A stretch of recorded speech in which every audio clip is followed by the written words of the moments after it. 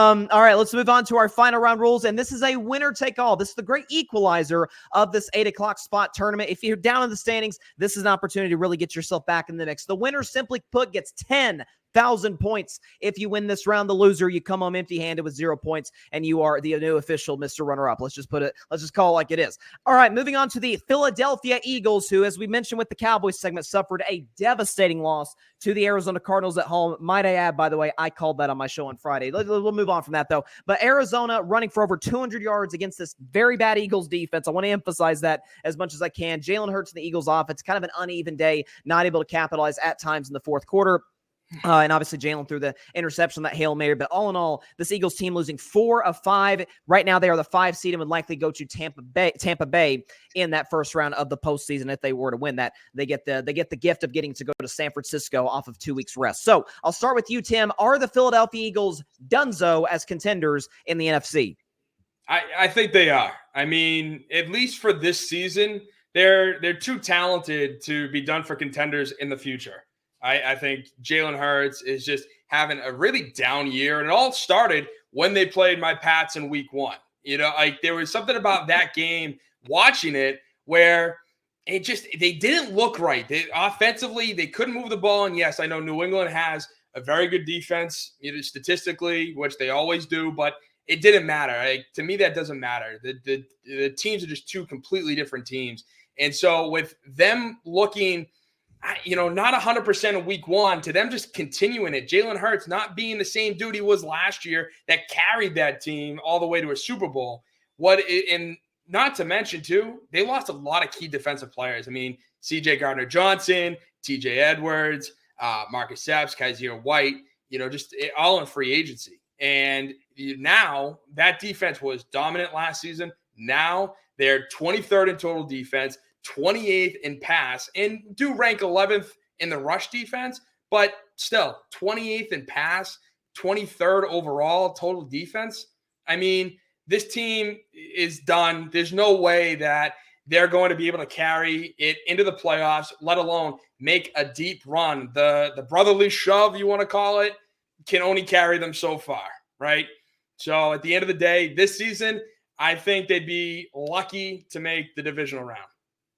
Listen, I know, excuse me, I know Tampa Bay played poorly on Sunday, but I honest to God, I think Tampa Bay can beat this team in the first round. The way that Baker's playing with Mike Evans and all those weapons, and Tampa Bay's defense, we know they got some playmakers on that side. Mike Guido, are the Eagles done as contenders in the NFC?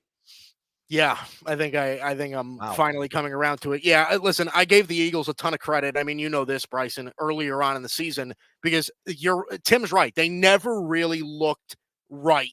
This was not the team that we saw last year where they just looked like a juggernaut, like they just could not be stopped. This was not that football team. And I always gave them credit for winning ugly, right? I think I used that exact term. They won ugly because, listen, a win's a win. If you can find ways, even on your not best day, to win games, then that's a good sign going forward. This is a team that cannot stop a nosebleed, right? Tim brought up a lot of those stats before. They're 29th in scoring defense. I'll just throw a couple more at you. They're 30th in the NFL in third down percentage. They just can't stop anybody. Like, listen, if you have guys like Jordan Davis and Jalen Carter in the middle of your defensive line, you better be able to defend the run, right? So I don't doubt that they can defend the run, but this is a team right now that is not running the football the way that they have, the way they want to the past few weeks.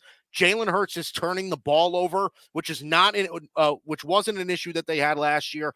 So this is just a team that I think is struggling. They're playing sloppy football. They've really played a lot of sloppy football most of the year. And one of the big, I think, real contributions to that is that recently the Eagles were at their best when A.J. Brown was on his absolute tear.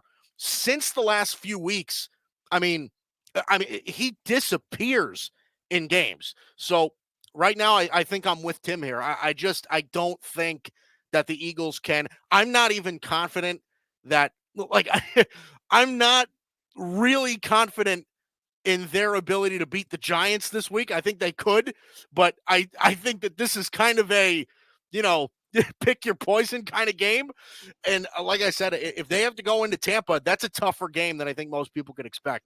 So yeah, I think I'm out on the Eagles at this point.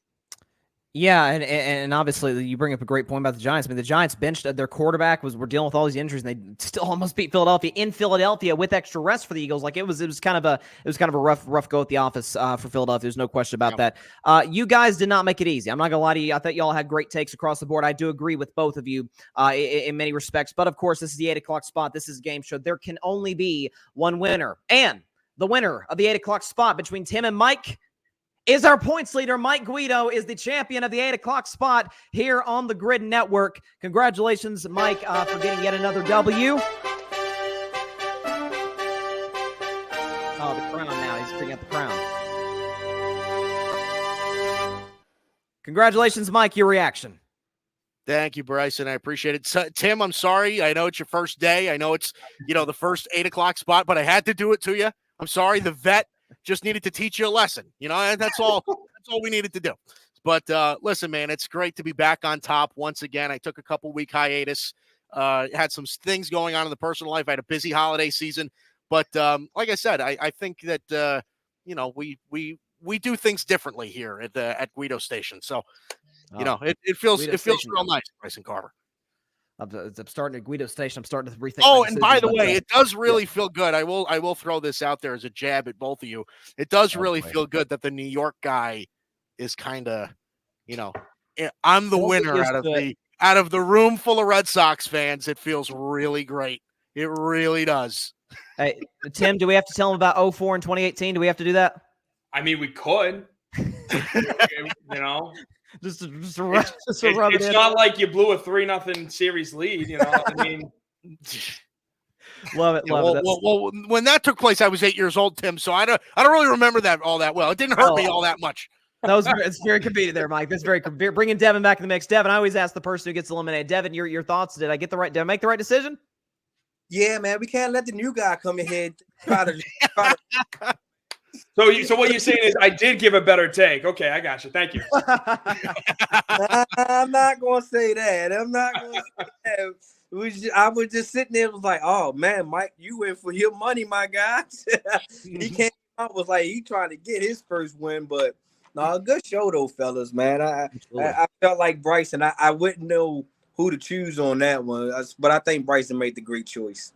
Well, listen, that's why I've been appointed to make such decisions with great power. By the way, Dev, you out on the Eagles? Most definitely. I've been for a sweep. I love it. I've been out on the Eagles weeks ago, man. When they were just barely winning games, I was like, I don't know, something different. And you know what it is? The same reason why the Ravens' success. Offensive, defensive coordinators. You lost two of your guys. Yeah. Yep.